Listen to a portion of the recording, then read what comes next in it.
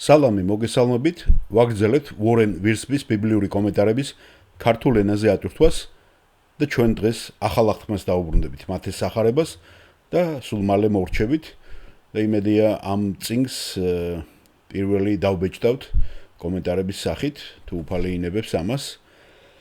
ჩვენ ვართ 23 ნაწილზე, რომელშიც განვიხილავთ მათეს სახარების 26 თავის ნაწილს.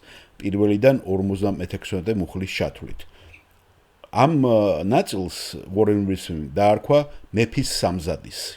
მეფის მზადება, მე უფრო სამზადისი შევარჩიე, preparation of the king, ესე არის ინგლისურად. მოდით ახლა წავიკითხოთ ეს თავი და შემდეგ განვიხილოთ ეს კომენტარები. მათეს სახარება თავი 26. ყველა ეს სიტყვა რომ დაასრულა, უთხრა იესომ თავის მოწაფეებს. თქვენ იცით, რომ 2 დღის შემდეგ პასექი დადგება და ძე კაცისა ჯვარცმისათვის გადაეცემა. მაშინ შეიკრვნენ მღვდელმთავარნი და ხალხის უხუცესნი კაიაფა წოდებული მღვდელმთავრის ეზოში. მოითათბირეს, მზაკრულად შეეპყროთ იესო და მოეკლათ. მაგრამ ამბობდნენ, ოღონდ დღესასწაულზე არა, ხალხი არ აჯანყდესო. ბეთანიაში როცა სიმონ კეთრონის სახლში იყო იესო, მივიდა მასთან ერთი დედაკაცი, ალებასტრონით ძვირფასი ნელსაცხებელი მოიტანა და სუფრასთან მჯდომს თავზე დაასხა. ამის შემხედროვან მოწაფეებს ბრაზი მოვიდა და ამბობდნენ, ასე ფუჭად რატომ დახარჯა? ვინაიდან შეიძლებოდა ამ ნელსაცხებლის კარგ ფასად გაყიდვა და ღარიბებისთვის დარიგება. იესო მიუხვდა და უთხრა მათ, რას ერჩით ამ დედაკაცს? მან ხომ კეთილი საქმე გამიკეთა. ღარიბები მუდამ გვერდით გეყოლებათ, მე კი მუდამ არ გეყოლებით. ნელსაცხებელი რომ დაასხა ჩემს სხეულს, მე მომამზადა დასამარხად. ჭეშმარიტად გეუბნები თქვენ, სადაც კი იქადაგებენ ამ სახარებას მთელ სოფლიოში, იმასაც იტყვიან, რაც მან გააკეთა, მისსავე მოსაგონებლად. მაშინ ერთი იმ 12-თაგანი იუდა ისკარიოტელა წოდებული მღვდელმთავრებთან წავიდა. კითხა, რას მომცემთ რომ გადმოგცეთ იგი და მიუწონეს მათ 30 ვერცხლი. მას მერე ეძებდა ხელსაყრელ დროს რომ გაეცა იგი. უფორობის პირველ დღესვე მივიდნენ მოწაფეები იესოსთან და კითხეს, სად გინდა რომ მოგიმზადოთ საჭმელად პასექი? მან უთხრა, წადით ქალაქში ამა და ამ კაცთან და უთხარით, ასე ამბობს მოძღვარი. მოახლოვდა ჩემი დრო, შენთან მოვიმზადე პასექს ჩემს მოწაფეებთან ერთად. მოწაფეებიც ისე მოიქცნენ, როგორც უბრძანა იესომ და მოამზადეს პასექი. რომ მოსაღამოვდა დაჯდა 12 მოწაფესთან ერთად. ჭამის დროს თქვა, ჭეშმარიტად გეუბნები თქვენ, ერთი თქვენგანი გამცემს. ისინი ძალიან შეწუხდნენ და ყველამ სათითაო დაუწყო კითხვა, მე ხომ არა უფალო? ხოლო მან პასუხა თქვა, ვინც ჩემთან ერთად ამოაწობს ხელს ჯამში, ის გამცემს. ძე კაცისა მიდის როგორც დაწერილია მასზე, მაგრამ ვა იმ კაცს, ვინც გასცემს ძე კაცისას, იმ კაცისთვის უმჯობესი იყო არ დაბადებულიყო. მაშინ იუდამ, რომელმაც გასცა იგი, კითხა, მე ხომ არა რაბი? უთხრა მას, შენ თქვი. ჭამისას აიღო იესომ პური, აკურთხა, გატეხა და მის მოწაფეებს და უთხრა, აიღეთ, ჭამეთ, ეს ჩემი სხეულია. აიღო სასმისი, მადლი შესწირა მისსა მათ და უთხრა, ყველამ შესვით აქედან. რადგან ეს არის ჩემი სისხლი ახალი აღთქმისა, მრავალთათვის დაღვრილი ცოდვათა მისატევებლად. და მე გეუბნებით, ამ ერიდან აღარ შევსვა ვაზის ნაყოფისაგან იმ დღემდე, როცა თქვენთან ერთად შევსვავ ახალს მამაჩემის სამეფოში. იგალობეს და ზეთისხილის მთისკენ გაემართენ. მაშინ უთხრა მათ იესომ, თქვენ ყველანი ცდუნდებით ამაღამ ჩემ გამო, რადგან დაწერილია, დავცემ წყემს და გაიფანტებიან ფარის ცხვრები. ხოლო ჩემი აღდგომის შემდეგ გალილეისკენ გაგიცხობით. მიუგო პეტრე მას პასუხად, ყველანი რომ ცდუნდნენ შენს გამო, მე არასოდეს ვცდუნდები. უთხრა მას იესომ, ჭეშმარიტად გეუბნები შენ, ამაღამ სანამ მამალი იყივლებს, 3 ჯერ უარმყოფ მე. უთხრა მას პეტრემ, მოვკვდები შენთან ერთად არ უარყოფ. ასევე ამბობდა ყველა მოწაფე. მივიდა იესო მათთან ერთად იმ ადგილზე, რომელსაც გეთსიმანი აქვია და უთხრა მოწაფეებს, აქ ისხედით, ვიდრე იქ წავალ და ვილოცებ. თან წაიყვანა პეტრე და ზებედეს ორივე ძე და იწყო წუხილი და ურვა. მაშინ უთხრა მათ, სასიკვდილოდ არის დამწუხრებული ჩემი სული, დარჩით აქ და იფხიზლეთ ჩემთან ერთად. ცოტა რომ გაიარა, პირქვე დაემხო, ლოცულობდა და ამბობდა, მამაო ჩემო, თუ შესაძლოა ამარიდე ეს სასმისი, თუმცა იყოს არა ჩემი ნებისამებრ, არამედ შენი ნებისამებრ. მობრუნდა მოწაფეებთან და ძინარე ნახა ისინი. უთხრა პეტრეს, ნუ თუ ვერ შეძელით 1 საათს გეფხიზლათ ჩემთან ერთად? იფხიზელეთ და ილოცეთ, რომ არ ჩავარდეთ განსაცდელში, რადგან სული მოშურნია, ხორცი კი უძლური. მეორედაც განშორდა, ლოცულობდა და ამბობდა: მამაო ჩემო, თუ შეუძლებელია რომ ამერიდოს ეს სასმისი და არ შევსვა, ის იყოს შენინება. კვლავ მივიდა და ისე მძინარენი ნახა ისინი, რადგან თვალები დამძიმებოდათ. მიატოვა ისინი, კვლავ განშორდა და მესამედ ილოცა. ისევ იგივე სიტყვები წარმოთქვა. მაშინ მივიდა მოწაფეებთან და უთხრა: თქვენ ისევე გძინავ და ისვენებთ? აჰა, მოახლოვდა ჟამი და მიეცემა ძე კაცისა ცოდვილთა ხელში. ადექით, წავიდეთ, აჰა, მოახლოვდა ჩემი გამცემი. ჯერ სიტყვა არ დაესრულებინა, რომ აჰა, მოვიდა იუდა, 1-12 და მოიყოლა დიდძალი ხალხი, מחვილებითა და კეტებით, მღვდელმთავართაგან და ხალხის უხუცესთაგან, ხოლო მისმა გამცემა ნიშანი მისამა და უთხრა: ვისაც მე ვეამბორებ, ის არის და შეიპყარით იგი. ისე მივიდა იესოსთან და უთხრა: გიხაროდეს, რაბი, და ეამბორა. ხოლო იესომ უთხრა მას: რისთვის მოსუხარ, მეგობარო? მაშინ მივიდნენ ხელის სტაცეს იესოს და შეიპყრეს იგი. აჰა, იესოსთან მყოფთაგან ერთ-ერთი ხელი გაიწოდა, მახვილი ისშიშლა, მოუქნია მღვდელმთავრის მონას და ყური ჩამოათალა. მაშინ იესომ უთხრა მას: თავის ადგილზე ჩააბრუნე ეგ მახვილი, რადგან ყველა mahwilis ამღები, მახვილი თვე დაიღუპება. ან იქნებ გონია, რომ არ შემიძლია შევედრო მამაჩემს და ახლავე გამომიგზავნოს ანგელოს და 12 ლეგიონი და უფრო მეტიც. მაშინ როგორ გაახსრულდება წერილი, რომ ეს უნდა მოხდეს? და უთხრა იესომ იმ ხალხს: თითქოს ავაზაკის წინააღმდეგ mahwiლებითა და კეტებით გამოხოდით ჩემს შესაყრობად. ყოველდღე ტაძარში ვიჯექი და ვასწავლიდი და არ შეგიპყრივართ მე.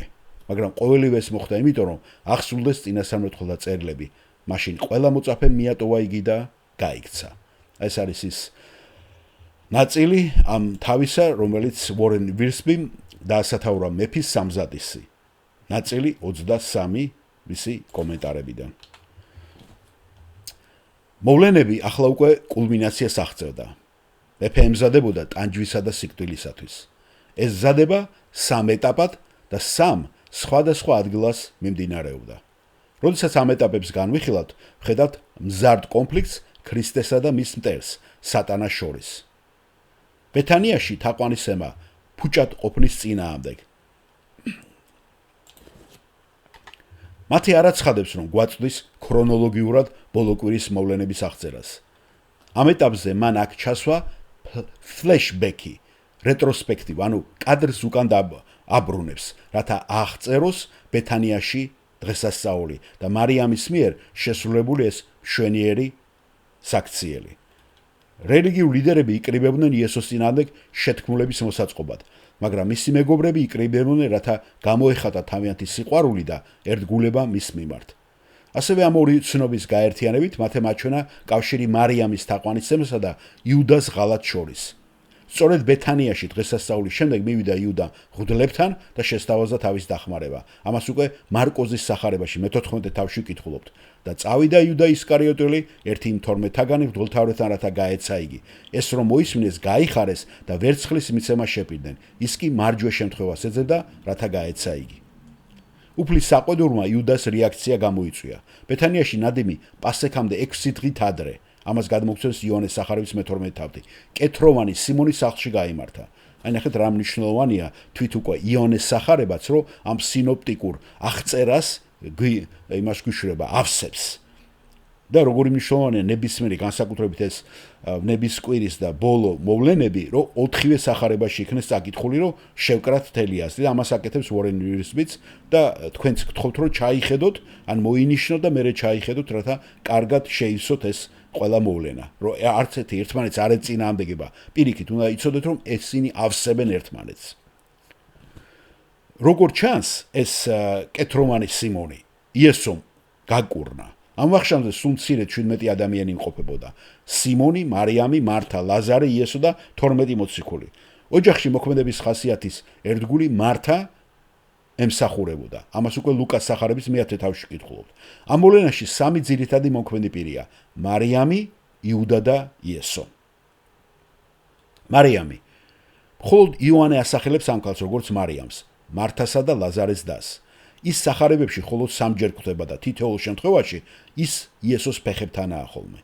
ის მის ფეხებთან იჯდა და უსმენდა სიტყვას. ლუკას სახარება მე-10 თავი 38-42. ლაზარეს სიკვდილის შემდეგ ის წუხარებით მივიდა მის ფეხებთან. გასოთ იონეს სახარება მე-11 თავი გადმოგცემს ამას და თაყვანისცა მას მის ფეხებთან, როდესაც ნელსაცხებელი სხო. ამას უკვე იონეს სახარების მე-12 თავში ვკითხულობთ. მარიამი ღრმად სულიერი ქალი იყო. მან მის ფეხებთან იპოვა თავისი კურთხევა, მან მის ფეხებთან მიიტანა თავისი ტვირთი და მის ფეხებთან გასცა თავისი საუკეთესო საგანძური. როდესაც სახარების ჩანაწერებს ვაერთიანეთ, ვიგებთ, რომ მან სცხო როგორც მის თავს, ასევე ფეხებს და მერე თმებით მოწმიდა მისი ფეხები. ქალის თმა მისი დიდებაა, გვეუბნება პირველ კორინთელთა წელში პავლე მოციქული მე-11 თავის მე-15 მუხლში. მან თავისი დიდება უფალს მიანდო და თაყვანისცა მას ძვირფასი ძღვენით, რომელიც მოიტანა. ეს იყო სიყვარულისა და ერთგულების აქტი, რომელიც სურნელს ავრცელებდა მთელ სახლში. რადგან მან მოისმინა მისი სიტყვა, მარიამა იცოდა, რომ მალე იესო მოკვდებოდა და დამარხავდნენ. მან ასევე იცოდა, რომ მის სხეულს არ დასჭირდებოდა ტრადიციული მოვლა, რასაც ჩვეულებრივ მიცვალებულებს უკეთებდნენ. რადგან მისი სხეული არ იხილავდა ხრწილებას. ამას ჩვენ ფსალმური მე-15 და მოციქულთა საქმეებში მეორე თავში ვკითხულობთ. მისი სხეულის სხების ნაცვლად მან ეს მის სიკვდილამდე გააკეთა. ეს კი რწმენისა და სიყვარულის გამოხატულების უდიდესი აქტი იყო. შემდეგი არის იუდა. მოწაფეებმა არ იცოდნენ იუდას ნამდვილი პიროვნება და ხასიათი. მისი კრიტიკა მარიამის მიმართ იმდენად სულიერად ჟღერდა, რომ შეუერთდნენ მას და ასევე თავზე დაესხნენ მარიამს.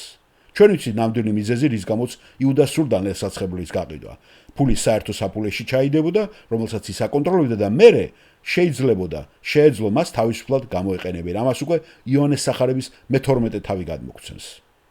ასე რომ იუდა ძალიან ტრაგიკული პიროვნებაა. ის ქრისტეს მოწაფედ იყო მოწოდებული და სხვებთან ერთად მოციქულად დასახელდა. გახსოვთ მარკოზის სახარება მე-3 თავი. მან მიიღო ადამიანების სასწაულებრივად განკურნების ძალაც კი. ამას ჩვენ ეს წავიკითხეთ მათეს სახარების მე-10 თავში, როცა იესომ ამ სასწაულებით აღჭურვა უკვე ყველა მოციქული და სავარაუდოდ მან ეს ძალა გამოიყენა. ასე რომ მას შეეძლო სასწაულების მოხდენა, ასე რომ მორწმუნეობის ხსნის დასტური არა სასწაულების მოხდენის ძალა, რასაც მათეს სახარებაში მე-7 თავში იესო გადმოგცემს, არამედ ღვთისმსიტყვადი მორჩილებაა. მიუხედავად მოწაფეების ჯგუფთან კავშირისა და ქრისტესთან კავშირისა, იუდა არ იყო ჭეშმარიტი მორწმუნე. როდესაც იესო მოწაფეებს ფეხები დაბანა, მან ნათლად აჩვენა, რომ ერთ-ერთი მათგანი იუდა არ იყო განწმენდილი და ამას იონეს სახარების მე-13 თავშიც ვკითხულობთ. დღეს ბევრი ქრისტიანიც, მსგავსად იუდასი, მორწმუნეთა და ჯგუფში შეიძლება გარეგნულად იყოს, მაგრამ შინაგანად მას არ ეკუთვნოდეს. გაითვალისწინეთ, რომ ყოველ ჯერზე, როდესაც მარიამი ცდილობდა რაიმეს გაკეთებას იესოსათვის, მას არასწორად უგებდნენ. გახსოვთ მისმა და მართამ არასწორად გაუგო მას, როდესაც მარიამი იესოს ფეხებთან იჯდა და არ ეხმარებოდა მართას სამზადისში. რათა მას უფრო მეტი იესოს სიტყვა მოესმინა. იუდამ და სხვა მოწაფეებმა ასევე ვერ გაუგეს მარიამს, როდესაც მან ნელსაცხებელი სხო იესოს. და ასევე მისმა მეგობრებმაც და მეზობლებმა გახსოვთ, არასწორად გაიგეს მისი სახლიდან გაქცევა და იესოსთან შეხვედრა ლაზარეს დაკრძალვის შემდეგ. ამას უკვე იონეს სახარების მე-11 თავში ვკითხულობთ, როდესაც ლაზარეს აღადგენს იესო. როდესაც იესო ქრისტე ჩვენ ცხოვრებაში პირველ ადგილს დაიკავებს, ჩვენც ასევე უნდა ველოდოთ, რომ არასწორად ვიქნებით გაგებული და გაკრიტიკებული ჩვენს ირგვლივ ყოფთა მიერ. ეხლა რატომ მიყვა იუდა იესოს 3 წლის განმავლობაში? უსმენდა მის სიტყვას, იზიარებდა მის სახურებას და შემდეგ კი მოღალატე გახდა? ერთი რამ ცხადია, იუდა არ იყო გარემოებების მსხვერპლი ან განგების პასიური იარაღი. წინასწარმეტყველები იყო ნათქვამი, რომ მესიის ერთ-ერთი ახლო თანამოაზრე მას გასცემდა. გახსოვთ ფსალმური 40, ფსალმური 54, მაგრამ ეს ფაქტი იუდას არანაირად არ ათავისუფლებს მისი პასუხისმგებლობისაგან. ჩვენ არ უნდა ვაქციოთ იუდა რაღაც გარკვეულ მოწამედ, რადგან თითქოს და მან ეს წინასწარმეტყველება აღასრულა. მიუხედავად იმისა, რომ ჩვენ ვერასოდეს გავიგებთ იუდას გონებას და გულს სრულიად, ჩვენ ვიცით, რომ მას ყველა შესაძლებლობა ჰქონდა თავისი სულის გადარჩენისათვის. იესო ხშირად აფრთხილებდა მას ზედა ოთახში და იუდას ფეხებიც კი დაბანა. ალბათ იუდამ იესოში დაინახა ისრაელის პოლიტიკური გამანთავისუფლებელი ლიდერი. თუ იესო დაამყარებდა თავის სამეფოს, იუდას როგორც მოლარეს, ვისაც ფული ჰქონდა ჩაბარებული, მნიშვნელოვან თანამდებობას შეიძლება ფინანსთა მინისტრობაც დავალებოდა. როდესაც იესომ განმეორებით უარი თქვა თავის პოლიტიკურ ამბიციებზე და მესიად გახდომაზე, სწორედ ამ დროს იუდა მის წინააღმდეგ წავიდა. სატანამ იუდაში ნებაყოფლობითი ინსტრუმენტი იპოვა. ჯერ მის გონებაში იდეები ჩანერგა, ამას ჩვენ იონეს სახარების მე-13 თავში ვკითხულობთ, ხოლო შემდეგ კი იუდაში პირდაპირ სატანა შევიდა, რათა გამოეყენებინა იგი და იესოს მტრებისათვის გაეცა. ამას უკვე იონეს სახარების მე-13 თავის 27 მუხლი გვეუბნება. ასე რომ იუდას ცხოვრება გაფრთხილებაა მათთვის, ვინც თავს ქრისტიან მსახურებად აცხადებს, მაგრამ ვისი გულიც შორს არის ღმერთისაგან. ის ასევე გვაფრთხილებს ისეთ ადამიანს, ვინც შესაძლებლობს და თავის სიცოცხლეს ფლანგავს და კარგავს. გახსოვთ, რა თქვა იუდამ, როდესაც მარიამა ნელსაცხებელი დაასხა? რატომ ესეთი ფლანგვა? იკითხა იუდამ, როდესაც დაინახა იესოზე ძვირადღილებული ნელსაცხებლის დასხმა.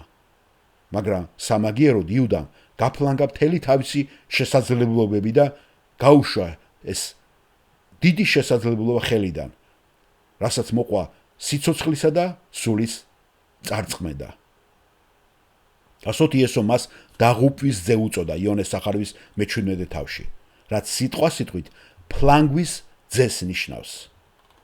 შემდეგი პიროვნება, როგორც გითხარით, მე-3 ეს არის იესო, რომელიც მე-10 და მე-16 მუხლებშია ამ ადგილას მოხსენიებული. როდესაც იესომ მოისმინა მარიამზე თავდასხმა, იმ წუთასვე მის დასაცავად გამოდის, რადგან იესო ყოველთვის იცავს თავისიანებს. მან გაკიცხა იუდა და სხვა მოწაფეები და შეაქო მარიამი მისი სიყვარულით აღსავსე ერთგულებისათვის. იესოსათვის სიყვარულით მიცემული არაფერი არასოდეს არ იკარგება.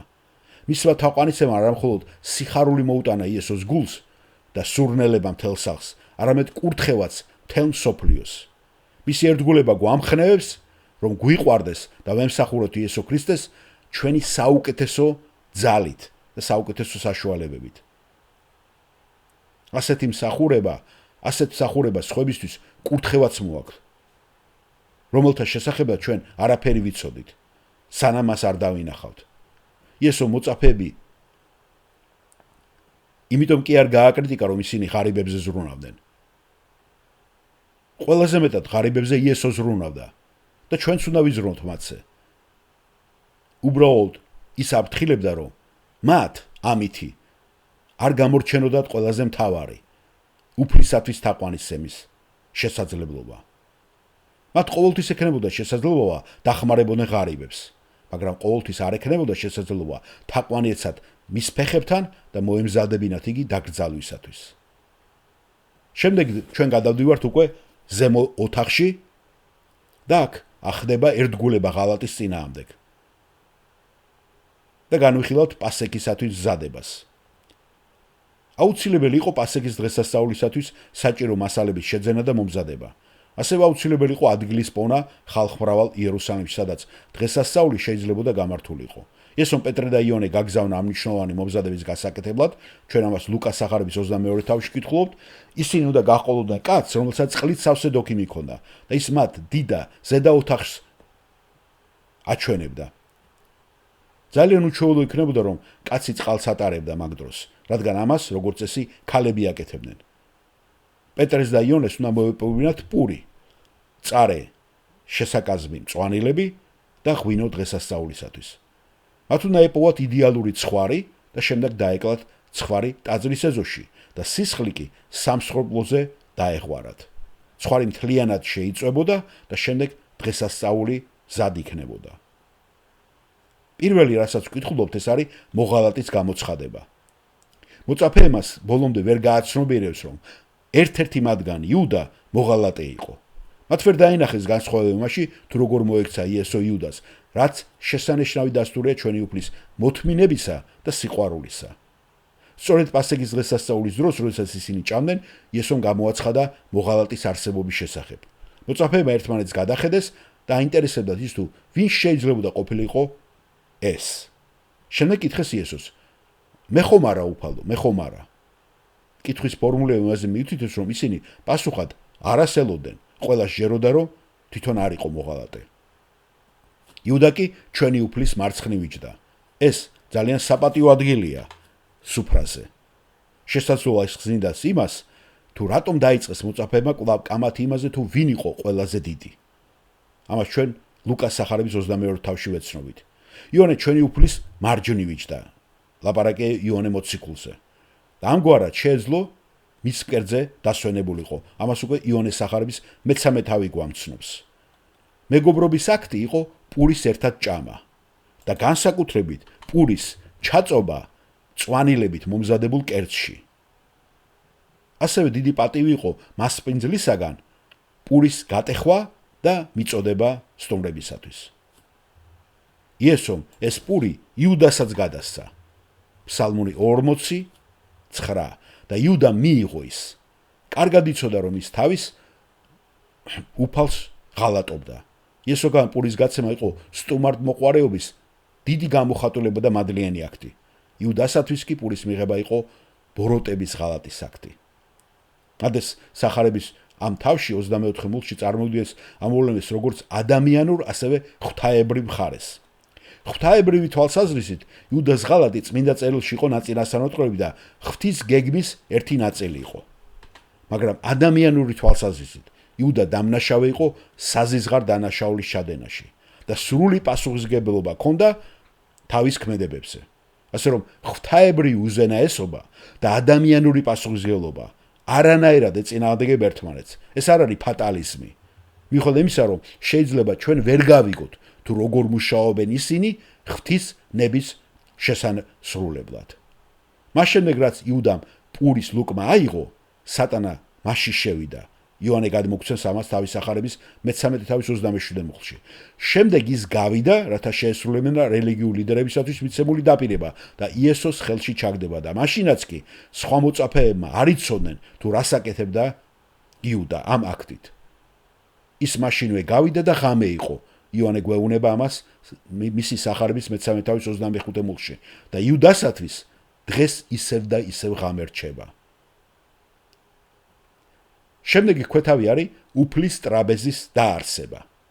სწორედ მას შემდეგ, რაც იუდამ ოთახი დატოვა, იესომ დაარსა რაღაც ახალი, უფლის ტრაპეზი, რომელსაც პავლე მოციქული იხსენებს 1 კორინთელთა წერილის მე-11 თავში. მან პასექის დღესასწაულიდან ორი ელემენტი აიღო: უფუარო პური და სასმისი. და ეს ელემენტები გამოიყენა საკუთარი სიკვდილის წარმოსადგენად. გატეხილი პური განასახიერებდა მის სხეულს, რომელიც ქვეყნიერების ცოდვისათვის იქნება გაღებული. ვაზის ნაყოფი განასახიერებდა მის სისხლს, რომელიც ცოდვების მისატევებლად დაიღვარა. ტექსტი არ მიუთითებს, რომ ამ ელემენტს რაიმე განსაკუთრებული ან იდუმალი რამე დაემართა, რომ თითქოს და ეს პურა და ვაზის ნაყოფად რაღაცად გადაიქცნენ. არა, ისინი პურა და ვაზის ნაყოფად დარჩნენ ღვინოდ, მაგრამ ახლა ისინი უფრო ღრმა მნიშვნელობას ასახავენ. იესო ქრისტეს სხეული და მისი სისხლი. უფლის ეს ტრაპეზი გვახსენებს, რომ ჩვენ წინ უნდა ვიყუროთ და ველოდოთ ქრისტეს დაბრუნებას. ჩვენ ამ ტრაპეზს აღვნიშნათ მის გასახსენებლად მანამ, სანამ ის არ მოვა. 1 კორინთელთა მე-11:26. პასექი მიუთითებდა ღვთის კრავზე, რომელიც ქვეყნიერების ცოდვებს აიღებდა. იოანე 1:29. გახსოვთ იოანე ნათლისმცემელმა რო თქვა. უფლის ტრაპეზი კი აცხადებს, რომ ეს დიდი საქმე უკვე აღსრულდა. მათეს 26-ის თავის 29 მუხლში იესომ დაამატა მომავალი დიდების ნოტა ამ სამეფოში. იესომ აღდგომის შემდეგ ჭამა პური, თევზი და თაფლი. გახსოვთ ლუკა გადმოგცემს 24 თავში და იოანეც გადმოგცემს 21 თავში. მაგრამ არ არსებობს ჩანაწერი, რომ მან ღვინო დალია, ვაზის ნაყოფი. მაშინაც კი, როდესაც ის თავის ერის უარყოფას და ჯვარცმის ტანჯვას წააწყდა, ის წინ იყურებოდა, წინ 1000 წლეულ სამეფოზე, რომელიც მისი სხერფლის წყალობით დამყარდებოდა. ტრადიციულად პასექის დღესასწაულზე 4 ჭიქას სვავდნენ. თითეული ჭიქა გამოსulis წიგნის მე-6 თავის 6 და 7 მუხლში მოცემული 4-დან ერთ-ერთ დაპირებას ეხებოდა. მე წაგიგითხავთ ამას. გამოსვლა 6 მე-6 მუხლი. ამიტომ უთხარი ისრაელიშვილებს, მე ვარ უფალი და მე გამოგიყვანეთ ეგვიპტელთა უღლიდან. მე გადაგარჩეთ მათ მონობასთან და მე გამოგისყიდით გაწვდილი მკლავითა და დიდი სასჯელებით. მიგიღებთ ჩემს ხალხად და მე ვიქნები თქვენი ღმერთი და გეცოდინებათ რომ მე ვარ უფალი თქვენი ღმერთი, თქვენი გამომყვანი ეგვიპტელთა უღლიდან. ასე რომ ეს 4 ჭიქას სვავდნენ და თითო ჭიქა ასახავდა ამ დაპირებებს. იესომ უფლის ტრაპეზზე მესამე და მეოთხე თასებს შორის დააწესა გასახსენებლად ეს ტრადიცია. ჰიმნი, რომელიც იესომ და მის მოწაფეებს ზედაოთახიდან გასვლამდე იმღერეს, ტრადიციული ჰალელის, ფსალმუნის 115 და 117-ის ნაწილი იყო. წაიგითხეთ ეს ფსალმუნები ქრისტეს სიკვდილსა და აღდგომის ფონზე და ნახეთ, თუ როგორ იძენენ ისინი ახალ მნიშვნელობას. ვიმეორებ ფსალმუნები 115, 117. წარმოიდგინეთ, რომ ჩვენს უფალს შეუძლია ღმერთს სადიდებელი სიტყვით უმღეროს უარყოფის, ტანჯვისა და სიკვდილის წინაშეც კი. შემდეგი არის გეთსიმანია, მორჩილება წინააღმდეგობის წინააღმდეგ. ზეთისხილის თაზე იყო კერძო ბაღი, რომელსაც იესო ხშირად იყენებდა თავშესაფრად. ამას ჩვენ იონეს სახარება გადმოგცეს მე-18 თავში. გეთსემანია ნიშნავს ზეთ საწნეხს. მნიშვნელოვანი სახელი ჩვენი უფლის ამ ბაღში ტანჯვის გათვალისწინებით. მოწაფეების წარუმატებლობის შესახებ აქ გამოცხადა სწორედ. ეს განცხადება სავარაუდოდ მაშინ გაკეთა, როდესაც მამაკაცების ჯგუფი ბაღისაკენ მიემართებოდნენ. ჩვენ ჩვეულებრივ პეტრეს მიუთითებთ, როგორც მას, ვინც უფალს უღალდა, მაგრამ იესოს ამ გაფრთხილებაში ყველა მოწაფე იგულისხმებოდა და მან ახსენა ყველა, რომ ისინი ყველანი დაიფანტნებოდნენ და უღალატებდნენ. იესომ თავის მოწაფეების გაფრთხილებისას ზაქარიას მე-13 თავის მე-7 მუხლი გამოიყენა, თუმცა მან ასევე დაამატა აღთქმის სიტყვა. ის აღდგებოდა და გალილეაში შეხვდებოდა მათ. სამწუხაროდ ამ კაცებმა ყურადღება არ მიაქციეს მის აღდგომის დაპირებას. აღდგომის დღეს ანგელოზემა შეახსენეს მათ გალილეის შეხვედრის შესახებ. მათ აღარ ახსოვდათ. ამას მათეს სახარების 22 თავში წავიკითხავთ ჩვენ მოგვიანებით. როდესაც პეტრე არ დაეთანხმა უფალს, ეს იყო მისი ცოდვის დასაწყისი, ანუ უფლის უარყოფა. პეტრე არ სურდა ეს სიტყვა მხოლოდ საკუთარ თავზე გამოეყენებინა. პეტრეს დამშვიდების ნაცვლად უფალმა მას პირადი გაფრთხილება მისცა, რომ ის მას სამჯერ უარყოფდა. პეტრე ფიქრობდა, რომ ის სხვა ადამიანებზე, სხვა მოციქულებზე უკეთესი იყო და იესომ უთხრა, რომ ის სხვებზე უფრო მშიშარა აღმოჩნდებოდა. პეტრემ უპასუხა და ის უფრო ხურვალედ უარყოფდა ქრისტეს სიტყვას და სხვა მოწაფეებით შეუერთდნენ ამ პროტესტს. პეტრეს რომ მოესმინა სიტყვა და დამორჩილებოდა იესოს, ის სამჯერ აღარ უარყოფდა თავის უფალს. იესოს დანებება აღსრულდა. მან 8 მოწაფე ბაღის შესასვლელთან დატოვა, ხოლო ის პეტრე, იაკობი და იოანე ბაღის სიღრმეში შევიდნენ. ეს უკვე მესამე წაიყვანა იესომ ეს სამი პიროვნება. ისინი მასთან იყვნენ ფერისცვალების თაზე გახსოვთ, მათეს მე-17 თავი ჩვენ რო წავიკითხეთ და იარიოსის სახლში, სადაც მან იარიოსის ქალიშვილი კვდრითით აღადგინა. ამას უკვე ლუკას სახარება მერვე თავი გადმოგცეს. მას სურდა რომ მათ ეფხიზლად და ელოცათ. ის რთულ პერიოდში იმყოფებოდა და მისი მოწაფეების ყოფნა მის გვერდზე გამხნევება იქნებოდა გარკვეულ თვალსაზრისით. ჩვენ არანაირად არ ვიფიქროთ, რომ იესოს სიკვდილის ეშინოდა. რამაც ჩვენი უფალი ესე გატანჯა და გახსოვთ ლუკას სახარებაში მისი ცრემლები სისხლად იღვრებოდა. მას არ ეშინოდა სიკვდილის, არამედ მას ის გამბედაობი და სიმშვიდით შეხვდა. არამედ ის განიცდიდა იმას, რომ ის აპირებდა დაელია ის სასმისი, რომელიც მისმა მამამ მოუმზადა მას. ეს კი ნიშნავდა მის მთელ სხეულზე, მთელი კაცობრიობის, ისტორიის განმავლობაში ქვეყნიერების, ცოდვების აღებას. იოანეს სახარება 18:11, 1 პეტრეს 2:24. კაცობრიობის ისტორიაში ბევრი ღვთისმოსავი ადამიანი დააპატიმრეს, სცემეს და მოკლეს რწმენის გამო. მაგრამ მხოლოდ და მხოლოდ იესო იყო ის, ვინც განიცადა კაცობრიობის ცოდვად გახდომა და კაცობრიობის წყევლა საკუთარ თავზე. 2 კორინთელთა 5:21, გალატელთა 3:13. მამა ღმერთს კაცობრიობის ისტორიაში არასოდეს მიუტოვებია თავისიანები, მაგრამ მან ამ მომენტში მიატოვა თავისი ერთადერთი ძე. ჩვენ ამას მათეს სახარების 27 თავში მომავალ კვირას წავიკითხავთ 46 მულში. მე-9 საათი იქნებოდა, რომ დიდი ხნით შეძახა იესომ ელი ელი ლამა საბაქთანი. რას ნიშნავს ღმერთო ჩემო, რად მიმატოვე? ეს იყო სასმისი, რომელიც იესომ თავისი ნებით დალია ჩვენთვის.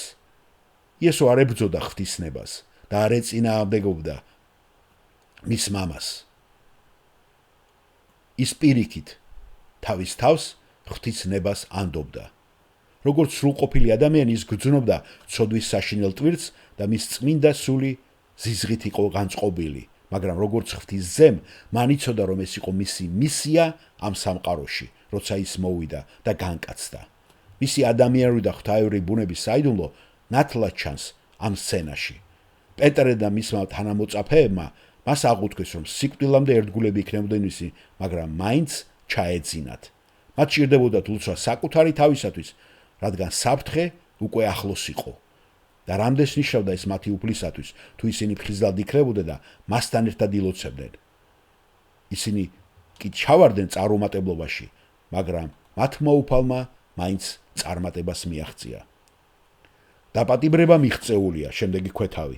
იესომ იცოდა, რომ იუდა და დამპატიმრებელი ოფიცრები ახლოს იყვნენ, ამიტომ გააღვიძა მძინარე მოწაფეები და მოამზადა ისინი მომავალი მოვლენებისათვის. ის ფაქტი, რომ ჯარისკაცებისა და ტაძრისმცველების ეს ჯგუფი იარაღითა და ფარნებით მოვიდნენ, აჩვენებს, რომ იუდა ნამდვილად ვერ ხვდებოდა იმას, თუ ვინ იყო იესო ქრისტე.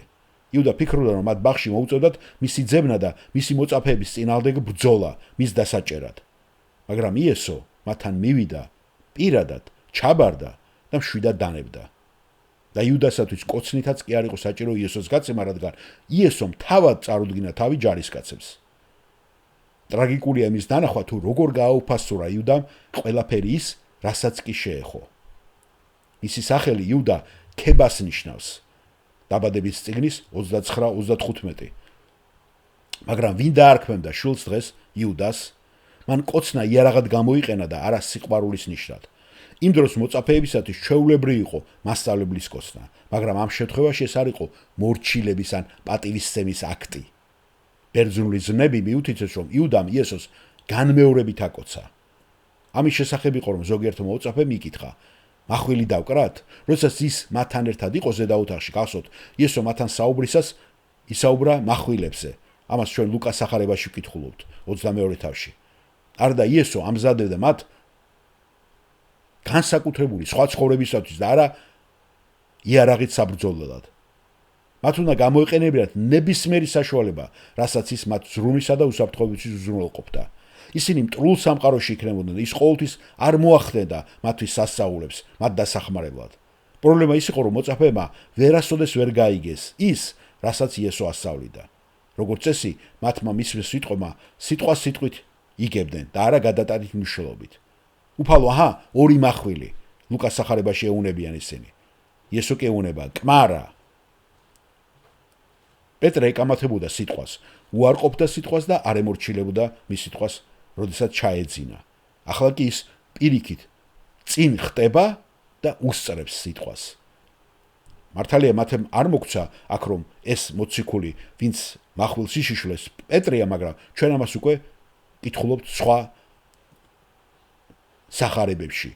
ასევე ვიგებთ ამ სახურის, ვისაც ყური ჩამოაჭრა პეტრემ, მის სახელს მალქოსი. პეტრე არ დაელოდა იმას, უფალი რა სიტყოდა, თუ რა უნდა გაეკეთებინათ. არამედ როგორც ეგვიპტეში მოსემ იჩქარა. გახსოვთ, მოსემ მოკლა ეგვიპტელი, როცა დავა ჰქონდათ ერთმანეთთან და დამარხა. პეტრემაც ასევე იჩქარა, წინ გავარდა და მიენდო ხორციელ ხელს. იესოს რომ არ განეკურნა მალქოსის ხური, სულად შესაძლებელია, რომ გოლგოთაზე 4 ჯვარი ყოფილიყო 3-ის ნაცვლად. ანუ პეტრეც გაეკრათ იქვე ჯვარზე. და ის ფაქტი, რომ მცველებმა პეტრე წაძარში არ დააკავეს, გახსოვთ პეტრე როცა შეყვება ჩუმად იესოს და იქ დაინახავენ და გამოიცნობენ მას, იმაზე მიუთითებს, რომ მისთვის არსებობდა ღმერთის ღვთაებრივი გრაფიკი, რომელიც გააკონტროლებდა მის სიცოცხლეს და იმას, თუ როდის მოუწევდა პეტრეს თავისი რწმენის დადასტურებას სიკვდილით. ასე რომ ეს ყველაფერი შემთხვევით არ ხდებოდა, არამედ ეს იყო ღვთიური განზრახვით. ეს ყველაფერი იყო ღვთის გეგმის ნაწილი, მაგრამ ბოროტი ადამიანები იყვნენ პასუხისმგებლები თავად ამ საქმეზეც. ეს კაცი, რომელიც ღვთის წინასწარ განზრახული გეგმითა და წინასწარი ცოდნით იქნა მიცემული, თქვენ უკუღმართა ხელით ჯვარს აცვით და მოკალით. ამას უკვე პეტრე ეტყვის ებრაელ ლიდერებს მოციქულთა საქმეების მეორე თავში. რა თქმა უნდა, მათ არ ქონდათ იესოს დაპატიმრების უფლება. მას არანაირი კანონი არ დაურღვევია, არანაირი დანაშაული არ ჩაუდენია. არდა ისინი მას ჩვეულებრივ ავაზაკად თვლიდნენ და ასე ბრყმდნენ მას, როცა სინამდვილეში თავად იუდა იყო ქურდი და მამაძაღლი. მოწაფეებმა, რომლებმაც მამაცურად ფიცი მისცეს იესოს, რომ არ უღალატებდნენ, ყველამ მიატოვა იგი. აჰა, მოდის საათი და უკვე დადგა კიდევაც, რომ გაიფანტოთ და თითეული თავის სახლში წახვიდე და მარტო დამტოვოთო. მაგრამ მე არა ვარ მარტო, ამბობს იესო იონეს სახარების მე-16 თავში, რადგან მამა ჩემთანაა. მაგრამ მოგვიანებით მამაც მიატოვებს მას. თითოეულმა ჩვენგანმა უნდა გადაწყვიტოს ის, თუ რას ავიღებ ჩვენ ხელში, მახვილს თუ სასმის. წინ აღუდგებით ღვთისნებას თუ დავემორჩილებით მას. სასმისი როგორც წესი ტანჯვას გულისხმობს, მაგრამ ეს ტანჯვა საბოლოოდ ჩვენ დიდებამდე მიგვიყვას. ასე რომ არ უნდა გვეშინოდეს სასმისის, რადგან ის ჩვენმა მამამ სპეციალურად ჩვენთვის ინდივიდუალურად ყველასათვის მოამზადა და მან იცის, თუ რამდენი სატანა შეგვიძლია და სიბრძნეთა და სიყვარულით ურევს და აზავებს მასში შიგ თავს. მადლობა მოსმენისათვის.